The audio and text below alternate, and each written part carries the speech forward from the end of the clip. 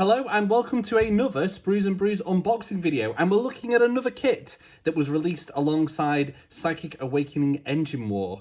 Today we're going to be looking at the Pteraxii. Now this is a dual build kit, similar to the Cerberus Raiders that we did yesterday. So these can either be built as the Sterylizors, which are phosphor torch, basically flamers, equipped Batmen as they're being referred to online, or the Skystalkers, which are like your flying infiltrators, so lots of shots but low strength weapons. So these look really cool. Finally, some jump pack infantry for the Adeptus Mechanicus, something that we've not had before. Very much in keeping with the rest of the army, the way they've been stylized, and very much in keeping with the Cerberus Raiders and the Flyer as well, the Archaeopter. So that's the box. So let's have a look at the all-important sprues. So there are 3 sets of sprues in this particular kit. So if we have a look at this one first, they're all very similar. The wings look like they come in basically one big part. Some very cool sprues there.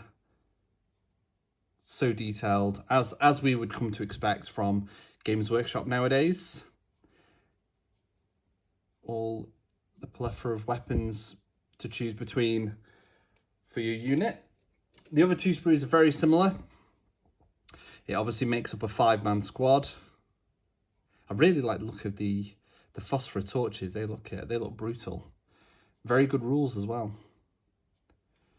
And flip that over.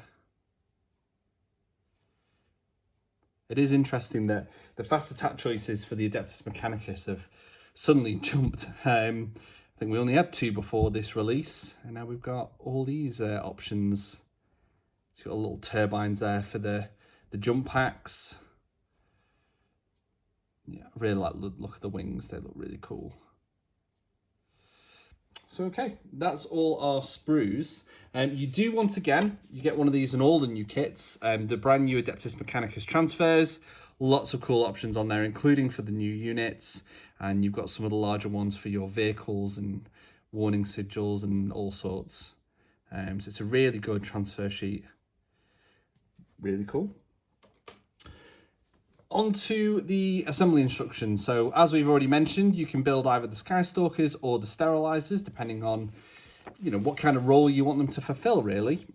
All the usual health and safety stuff. Make sure you read the instructions, and then it goes into what you want to make. So you've got the alpha of either the Skystalkers or the Sterylizors. There are quite a few little bits to these miniatures, so maybe not quite as straightforward to build as the Cerberus, and definitely not as the Archaeopter, but still it should be quite fun to build. All your different options. And then as we get towards the back, we've got a data sheet. I think we've only got them for the Skystalkers. So these are like your infiltrator guys. So they get 5 shots apiece. They're only strength 3, but that is a lot of shots, 0 AP. Your alpha. Now, interestingly, the alpha for both units, the Skystalkers and the Sterylizors, has to be armed with a taser goad and a fletchette blaster, which is interesting. You can't give the alpha of the other unit a flamer like the rest of his kin, but that's still quite cool. They have a very cool rule that at the beginning of your movement phase, they can boost into the skies. So, I mean, they're probably going to be deep striking next to your opponent, so whether or not they'll be alive to be able to fly away again, who knows? It depends on your positioning, really. But that's a cool ability to do, to redeploy later on in the game. Again, something else the Adeptus Mechanicus can't do. So that's, a feather in their cap. You've also got the data sheets for all the different languages as well.